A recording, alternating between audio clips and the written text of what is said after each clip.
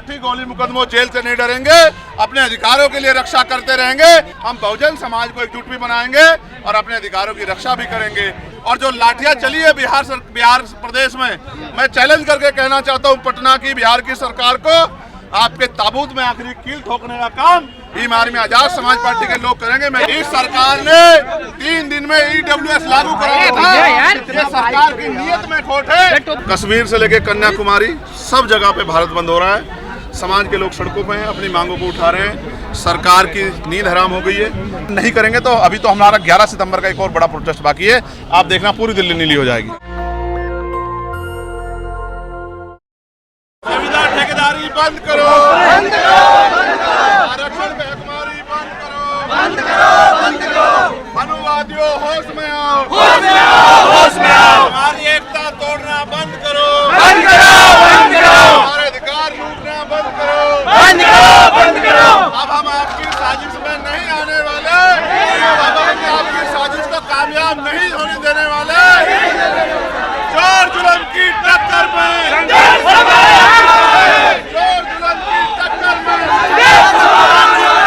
जुल्मी जब जब जुल्म करेगा सत्ता के गलियारों से, चप्पा चप्पा गूंज उठेगा।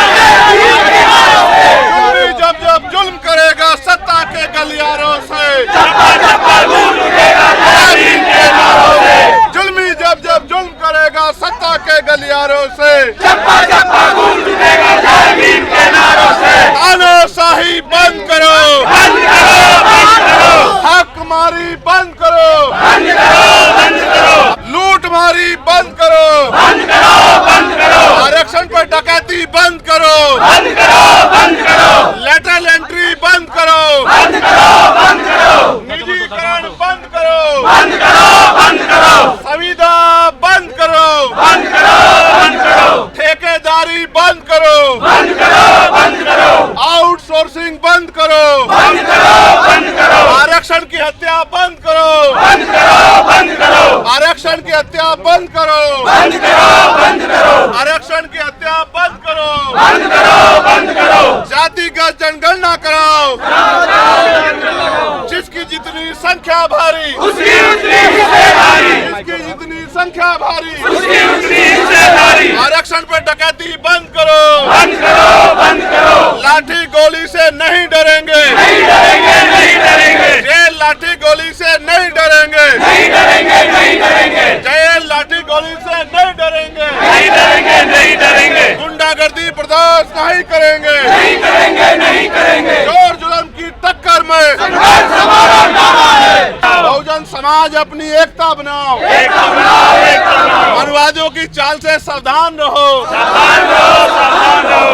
अगर आज हम बिखर गए तो कल वो दिन दूर नहीं कि हमारे अधिकारों को, हमारे संवैधानिक आरक्षण को आर्थिक आधार पर ले जाके बिल्कुल खत्म कर दिया जाएगा। हमें अपने भाइयों की इन गुंडागर्दी वाली सरकारों से ज्यादा चिंता है। हम अपने भाइयों के हकों के लिए उनसे ज्यादा पूर्ण रूप से समर्पित हैं। हम अपने भाइयों के अधिकारों की रक्षा करना जानते हैं और जैसा मैंने कहा, आने वाले समय में हम लोग एक टेबल में बैठ के, एक थाली में खाना खा के, अपने भाइयों के साथ चर्चा करा के अपनी एकता को भी बनाएंगे, अपने भाईचारे को भी बनाएंगे और सरकार की साजिशों से अपने लोगों को खबरदार भी करेंगे और इन साजिशों को खत्म भी करेंगे। ऐसा भी हमारा प्रयास जारी रहेगा। मैं आप सबका धन्यवाद करता हूं और क्योंकि नजर बनाए रखिए, हमारे लोग आज सड़कों पे उतरे हैं तो नेताओं की जिम्मेदारी है कि वो भी घर में ना बैठे, लाठी गोली मुकदमे से ना डरे।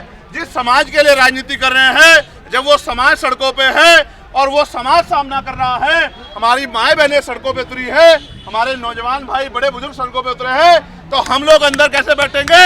हम लोग भी उनके बीच में रहेंगे, अपनी आवाज को उठाते रहेंगे, लाठी गोली मुकदमों जेल से नहीं डरेंगे, अपने अधिकारों के लिए रक्षा करते रहेंगे।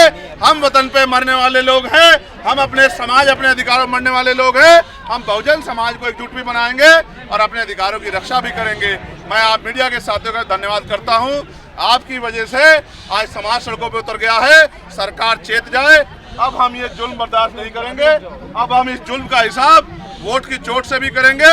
और जो लाठियां चली है बिहार प्रदेश में, मैं चैलेंज करके कहना चाहता हूं पटना की बिहार की सरकार को, आपके ताबूत में आखिरी कील ठोकने का काम भीम आर्मी आजाद समाज पार्टी के लोग करेंगे। मैं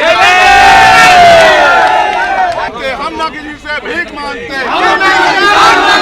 इस सरकार ने 3 दिन में EWS लागू कराया था। ये सरकार की नीयत में खोट है। ये हमारे भाइयों को देना कुछ नहीं चाहती, बस हमारे अधिकारों को खत्म करना चाहती है। भारत बंद तो हो गया है। भारत बंद तो संपूर्ण देश में संवैधानिक तरीके से अनुशासित रूप से हमारे लोगों ने कर दिया। भारत बंद तो जारी है। देश के किसी कोने में देख लो, कश्मीर से लेकर कन्याकुमारी सब जगह पे भारत बंद हो रहा है। समाज के लोग सड़कों पे हैं, अपनी मांगों को उठा रहे हैं। सरकार की नींद हराम हो गई है। अब सरकार को सोचना है। देखिए, हम अपने लोगों के अधिकारों के विरोध में नहीं हैं। अगर हमारे भाई को कुछ मिलेगा हमें तो ज़्यादा खुशी होगी, हमारे बड़े भाई को कुछ मिले, हमारे छोटे भाई को, लेकिन हमें सरकार की नीयत में खोट है। सरकार देना चाहती तो अभी तक 4% 5% आरक्षण क्यों पूरा हुआ, 15% पूरा क्यों ना हुआ, 27 पर 52% ओबीसी को 27% क्यों दिया, 52% क्यों नहीं दिया।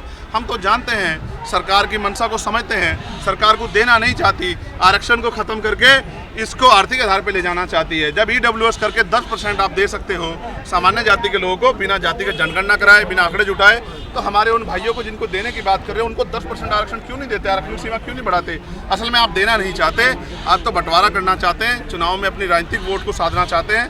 हम लोग बेवकूफ़ नहीं रहे हैं, हम लोग समझदार हो गए हैं। और देखिए देश का कैसा माहौल है। पिछले 7-8 साल से भीम आर्मी ने जो क्रांति पैदा की है, आपने कभी नहीं सुना होगा कि वंचित वर्ग के लोग भारत बंद करते होंगे। ये बड़ी बड़ी पार्टियां करती थी, क्योंकि भारत बंद सफल करने के लिए सबसे ज़्यादा जरूरी होता है दुकानों का बंद होना।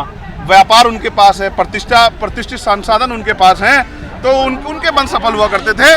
लेकिन पिछले 5-7 साल में आप देखिए भीम आर्मी के नौजवानों ने क्रांति पैदा की है। उसकी वजह से आज हम लोग 4-4, 5वीं बार भारत बंद करके हम लोगों ने दिखाया और ये साबित किया कि अब वो दिन चले गए कि लाठी से कोई हमें हाँक देगा। हम तो संवैधानिक मर्यादाओं में लाठी भी खा रहे हैं, गोलियां भी पिछली बार 2 अप्रैल में हमारे लोगों ने खाई, लेकिन अपने अधिकारों को इतनी आसानी से हम लोग जाने नहीं देंगे।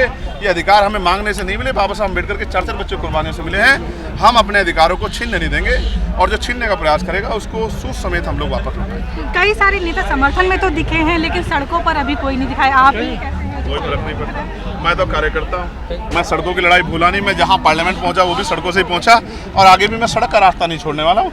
सड़क ही है जो हमें जोड़ती है, सड़क ही है जो हमें ज़मीनी एहसास में से जोड़ के रखती है। तो सड़क को नहीं छोड़ना है। अपने लोगों के अधिकारों के लिए पसीना छोड़िए, खून भी बहाना पड़ा, खून भी देना पड़ा, तो हम लोग पीछे नहीं हटेंगे। जान भी देनी पड़ी। मैं तो वो शख्स हूँ भारतीय राजनीति में जिसने 4-4 गोलियाँ खाई हैं। इसलिए खाई हैं कि मैं अपने लोगों के प्रति ईमानदार हूँ। इसी बात का सरकारों को डर है। हमने जो भाईचारा 2 अप्रैल 2018 में मनाया था, उसी से सरकार डरी है। मैं फिर कहता हूँ, ये ख़त्म होने दीजिए आंदोलन। हम लोग अपने भाइयों के साथ बैठ के अपने आप हल निकाल लेंगे। हमें सरकार की जरूरत नहीं है। 2 भाइयों की बात है, हम भाई आपस में बैठ जाएंगे। हम उनके अधिकारों के प्रति सचेत हैं, सरकार ज़्यादा। लेकिन ये जो नीति है, ये जो नीयत है सरकार की, इसमें खोट हम लोग समझते हैं, इसलिए हम लोग संघर्ष करते हैं। अगर कोर्ट अभी भी अपना फैसला वापस नहीं लेता तो कोर्ट की परवाह नहीं करते। कोर्ट से बड़ी अदालत है जनता की, और जनता पार्लियामेंट जो है ना वो कोर्ट से बड़ा है, और जनता की भावनाओं पे उसको काम करना पड़ेगा। नहीं करेंगे तो अभी तो हमारा 11 सितंबर का एक और बड़ा प्रोटेस्ट बाकी है। आप देखना पूरी दिल्ली नीली हो जाएगी।